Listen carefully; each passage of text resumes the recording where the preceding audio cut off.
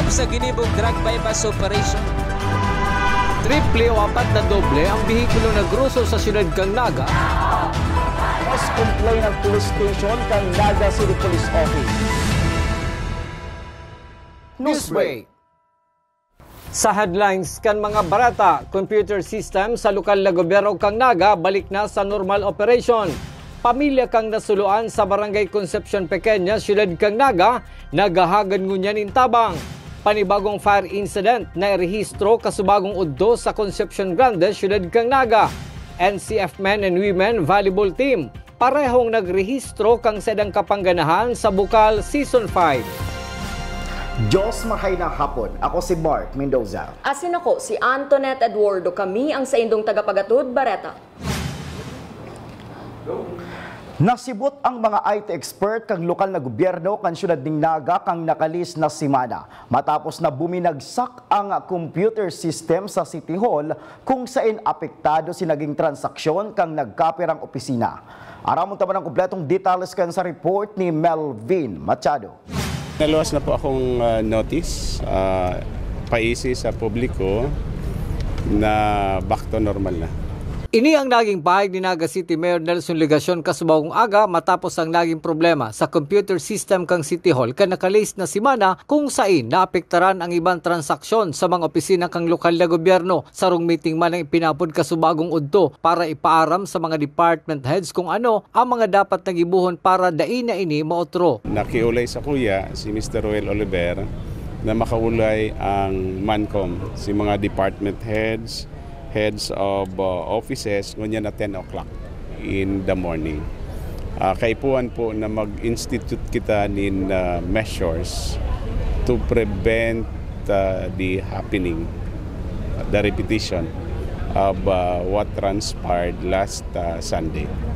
So, iyon na po yan ang i-discuss sa mga department heads which should be implemented sa kada opisina.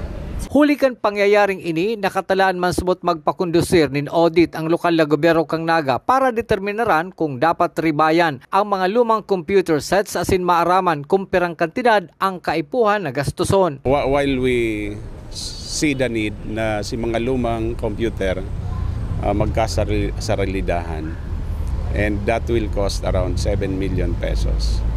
Pero aside from that, to include other measures, we need a total of around 15 million pesos.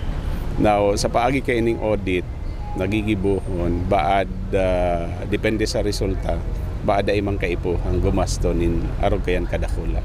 Para sa One Media, TV48 Naga, Melvin Machado, Newsbreak. Mientras tanto, ang pangyayaring ini sa lokal na gobyerno kang Naga ang ipinaabot man subuot sa Department of Information and Communication Technology asin sa iba pang ahensya kan gobyerno nasyonal. Igwa na po kitang ipinadarang notice sa DICT sa kinakaipuhan na ahensya kan gobyerno nasyonal. Last week pa. Padagot sa mga bareta, mga estudyanteng taga Mabolo, syudad ni Naga na nagpupuli kun banggi, may libreng sundo na nagahalat-hali sa barangay council. Ang detalye sa report ni Melvin Machado. Sa mga estudyante po dyan, mga taga Mabolo. Apat na eskwelahan sa siyudad kang Naga ang pinaglilibot kang service vehicle kan Barangay Mabolo sa nasabing siyudad. Ini iyong Tinago High School, Camarines Sur National High School Libuton Campus, Camarines Sur National High School sa Barangay Peña Francia, asin Universidad de Santa Isabel. Sa inda kayang pinagsusundo ang mga estudyante na residente kang Barangay Mabolo na may pambangging schedule o banggina na nagluluwa sa silang eskwelahan. Ang pagsundo po niya is nahali digdi ang service mga 6:45. Ang rota niya po is Tinago High School, madiretso pong Libuton High School, and Francia, Colegio de Santa Isabel. Iyo po yan si mga rotang pigaagihan niya.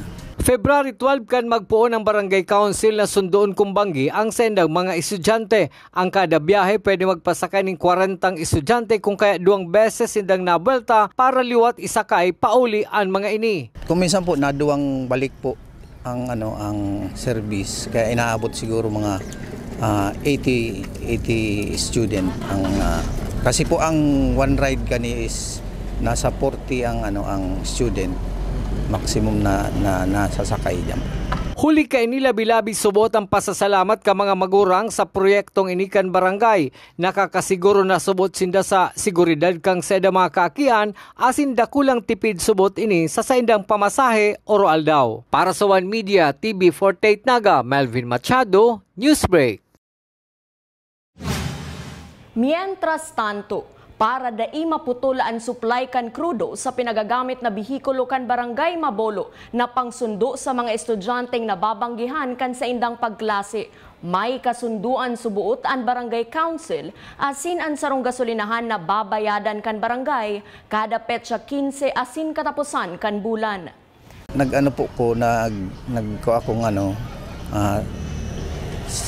Sa sarong fuel company na magkaigo kami ng SOA para yung gas dahil mabitin-bitin sa service. Okay po. Ang is 15 to 15:30 ang pagbayad niya. Sa iba pang bareta, yaon ngunyan sa siyudad ng Naga ang tubahon na People's Council kang Dinagat Island para sa sarong lakbay-aral kung saan gusto nindang maaraman kung paano pinapalakaw ang Naga City People's Council. Susug ki Mayor Nelson Ligacion, patunay sa naini na pinagbibisto kan ibang lugar ang kakayahan kan siyudad ng Naga, urog na ang pag-abot sa people's participation. Garo lakbay-aral, learning tour, digdi po sa satuyang syudad. Ini pagpapatunay po, ini napigbibisto po ang Naga na igwang maray na pag-gobernar, pero mas focus po sinda duman sa inaapod na people participation. Maraming salamat sa LGU ng Naga City, lalo na ang Naga City People's Council sa mainit na pagtanggap sa mga taga-Dinagat, specifically ang Tubahon People's Council, parang counterpart ito ng NCP ng Naga City People's Council. Yung People's Council ng Naga, isang napakalaking inspirasyon sa napakaraming LGU sa Pilipinas. Parang isang malaking karangalan na mag-aral with them, lalo na sa pag-maximize ng venues for people's participation. Sa pagbabalikan news break, nasuluan na pamilya sa Concepcion Pequeña, siyudad ni Naga, naghahagad ayuda. Iyan na sinibapang mga bareta sa pagbuelta kan One Media TV 48 Naga News Break. Dakop sa ginibong drug bypass operation. Triple o 4 na doble ang bihikulo na gruso sa siyudad kang Naga. Mas complain ng police station kang Naga City Police Office. Newsbreak. Flight attendants, prepare for takeoff, please.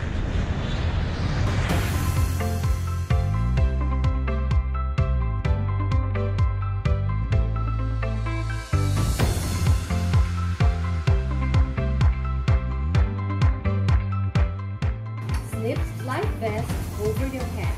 Take the tape around your waist.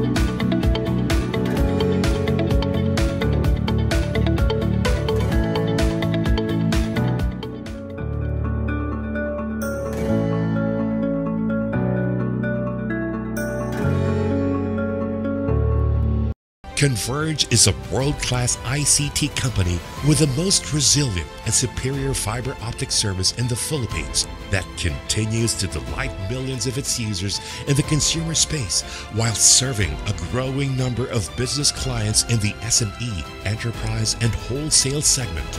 Converge Business. Strength. Resiliency. Results.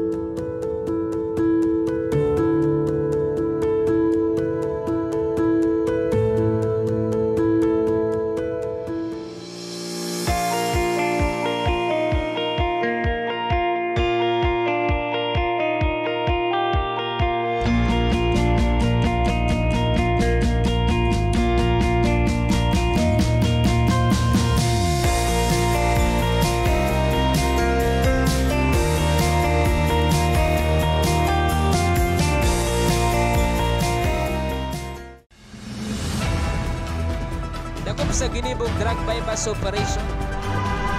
Triple o 4 na doble ang bihikulo na gruso sa siyudad kang Naga. Mas complain ng police station kang Naga City Police Office. Newsbreak. Sa pagpapadagos kan mga bareta, huli sa marikas na pagresponde kan mga kataraid asin kan Bureau of Fire Protection sa pagkalayo kan itaas na porsyon kan sarong-harong sa Barangay Concepcion Pequeña, Syudad ni Naga. Napugulan na may madamay pang residensya sa nasabing lugar. Ang detalye sa report ni Melvin Machado. Sa Bureau of Fire Protection kan siyudad kang Naga, inabutan mi si Mrs. Divina Riola, residente kang Kanda Street, Barangay Concepcion Pequeña, Siyudad kang Naga. Mahagad subot siya ng certification sa Bureau of Fire Protection Naga dapit sa nangyaring kasulo sa second floor kang sedang harong ka nakalis na Sabado para makalulok sa CSWDO para makahagad din tabang. Urog na ang pagpapakaray kang naraot na bubong kung sa insinda nagtuturog. Nag-aagad po kaming ng certification sa inda na mi sa DSWD ding makaagad tabang. Yan po ang problema mi. Pati ini po inibabaguan mi ta kung magsakat kami diyan magturog kami di kami po nagtuturog. Baka mabagsakan kami. Di lalo po kaming kung anong mangyari sa muya. Kabali pa sa pinanghihinayangan ni Nanay Divina, iyong pagkasulo kang uniforme kang sayang criminology student sa Naga College Foundation. Apera pa ini sa ibang gamit na enterong kinakanin kalayo. Marhay man subutan na agapan tulos sa dai naglakop. Gabos ming gamit yaon sa laog. Ayaw sa laog ka iyan. Sabi mo mga uniform kang? Sa NCF po, gabos na wara. Gabos itong isang masusulot. Isa itong uniform sa NCF? Si mapulis ko po. Aki mo? Oo. Punso, mapulisya, nga criminology ang yung garo na siya, garo halos na mag-eskwela. Aarapon niya pala ang saliri niya ngunyan.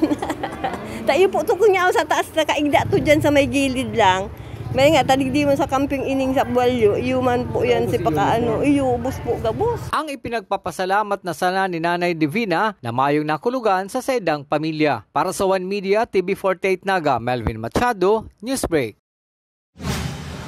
Padagos pa sa mga bareta, panibagong fire alarm ang pinagrespondihan kan Bureau of Fire Protection sa siyudad ning Naga kan subagong udto. Ang harong pagsasadiri subuot kang sarong Jennifer Geriba kan Zone 3, Sitio Magdalena, Concepcion Grande, digdi sa siyudad ning Naga. Huli ta light material sana kaya marikas kinakanin kalayo ang nasabing residensya.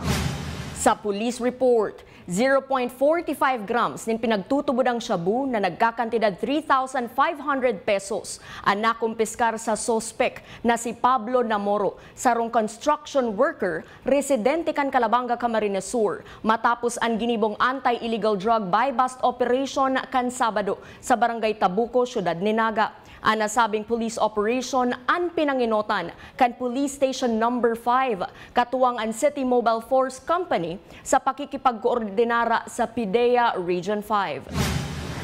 NCF Men's and Women's Volleyball Team parehong nakapagrehistro kang sa indang magkasuway na kapangganahan sa nagpapadagos na Bukal Season 5. Aramon taman ang kompletong detalles kan sa report ni Christine Reyes. Mas pina-intense ang bakbakan kan defending champion NCF Tigers as in BU Wolves Men's Volleyball na inabangan ka mga paradalan. Nakuha kang BU Wolves ang duwang enot na set na nagpahiling ni magayon na depensa asin makukusog na atake. Tulos man nabawi kan NCF Tigers ang sa idang momentum asin napaabot pa sa set number 5 na nagpadagos sa pagpahiling ni makusog na pag-atake asin magagayon na ball placements. Sa huri, NCF Tigers ang nakakualing tulong set. Si Jay Francisco ang naging best player of the game. And San Miguel smacking it through. Is on the front line. Otero running gun. Puts it away for Otero. Combination play. Ano po, unang preparation po namin is, una is hard training, second is paggawa ng isang magandang communication, and the last is maipakita po namin ang magandang laro po. Ang binabati ko po ang NCF community po, tapos sila Kili po, si Nairaki, Naigab, and then Basok po, yung pamilya niya po, thank you po. Nagpapasalamat po akong sobra po. Tuwang sunod na gana nakuha kan NCF Tigers kang sinda nagsalang liwat kang Domingo kontra sa USI Falcons. Tulos man nidang nakuha ang kapanganahan sa tabang kang performance ni Jethroel Barredo na iyong best player of the game. Martiguilla to Raimundo! Raimundo will receive. Arcangel, but a block. Here for the NCF Tigers. Nasa loob sa Henavilla, katubig, and he breaks down. Binabati ko po ang pamilya ko sa Sorsogon, and mama, papa, para sa and kay Felices po, and kila Sir Bon, and sa buong team po. Nagtauman ni magayon nakawat ang CBS-UA as in ECL Sinaga, alagad, nakuha kang CBS-UA ang sa idang pangaduwang ganang ngunya na season. Goes back on the side of the Buffalo. Salado on the other side. Bustamante setting up Malaga. Andun si Rico. Now Velasco setting up his teammate. A great hustle from the ACLC Hawks. Now the rally continues. Velasco killing that ball. Para sa lado uman kang women's volleyball, BU Lady Wolves nakuha ang sa idang pangatulunggana kang makahampangan ng Ateneo Lady Knights. Good anticipation there. Ngayon gagawa ng paraan. Valderrama to Zoilo with that. Good receive by Tongko. In the middle by Ramirez. And pagkatapos kang kapangganahan, nakanamit naman ang BU Lady Wolves kan sa idang enot na daog kang makihampangan sa NCF Lady Tigers. Naging intense ang game kang maglaw ang third set as hindi man tulos pinabayaan kan NCF na makuha ang set na sinigurado tulos na matatapos ang laban. Good save by Valderrama.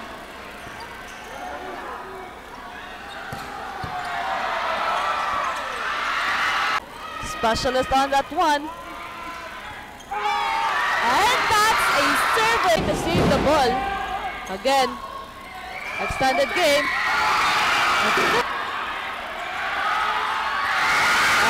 Si Vanessa Sari ang best player of the game na may 12 kills as in 7 service aces. Yung mindset ko talaga po every game is, yun nga po, yung manalo and ibigay lang yung best every game and yun lang po. Kaya naman kitang-kita kung gaano mo ginaling. At dahil ikaw ang ating best player of the game, batiin mo na mga gusto mong batiin. Binabati ko po pala yung family ko and papa and mama ko andyan nanonood. Hi! Thank you po kasi nandito sila and nag-support sa akin and yun lang po. Na-appreciate ko po yung family ko. Mas matitindi pa ang bakbakan na sa tuyang madadalan sa Bukal Facebook page as in Oragon Sports TV, Liga ng mga Kampiyon. Para sa One Media TV 48 Naga, Christine Alcanzo Reyes, Newsbreak. Asin yan ang mga bidang baretang nakalap kan mas pinakusog na puwersa kan One Media TV 48 Naga News and Bicol Affairs. Day malingaw na i-follow ang samoyang official Facebook fan page One Media TV 48 Naga.